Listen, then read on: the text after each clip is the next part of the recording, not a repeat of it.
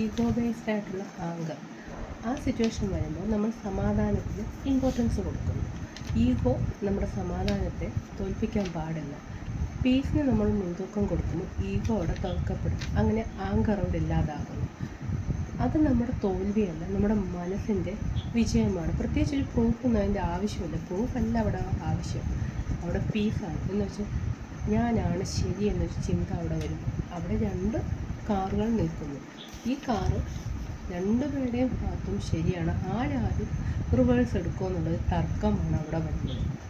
ശരിക്കും ഒരുപാട് പ്രഷറിൽ ജോലിയൊക്കെ തീർന്ന് വേഗം വീട്ടിലെത്താൻ രണ്ടുപേരുടെ സൈഡും കറക്റ്റാണ്.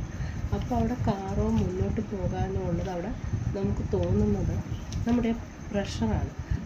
പലതവണ ഇങ്ങനെ ഈഗോ ബേസ്ഡ് ആങ്കർ വരുമ്പോൾ ഞാനാണ് ശരി, എൻ്റെ ഭാഗത്താണ് ശരിയെന്ന് അങ്ങനെ തന്നെ ഉറച്ചു നിൽക്കാൻ ഈഗോ അവിടെ വരുന്നത് കൊണ്ടാണ് പ്രശ്നങ്ങളുണ്ടാകും. ഈഗോ അവിടെ ഇല്ല. നമുക്കിതിനേക്കാൾ വലിയ കാര്യമാണ് ആ തർക്കം. ഒരിക്കൽ പോലും പരിചയമില്ലാത്ത രണ്ടാൾക്കാർ തമ്മിൽ ഒരു വഴക്കിൻ്റെയോ ഒരു തർക്കത്തിൻ്റെയോ ആവശ്യമില്ല. നമ്മളങ്ങ് പുറകോട്ടെടുക്കുക. അത് നമ്മുടെ മനസ്സിൻ്റെ വിജയമാണ്. നമ്മളവിടെ അഹങ്കാരത്തോടെ വരുന്ന ആ കോപത്തെ നമ്മളങ്ങ് ഇല്ലാതാക്കുന്നു. ഒരു കുട്ടികൾക്ക് ഇതിനും രസകരമായിട്ട് നിങ്ങൾ പറഞ്ഞു കൊടുക്കുക.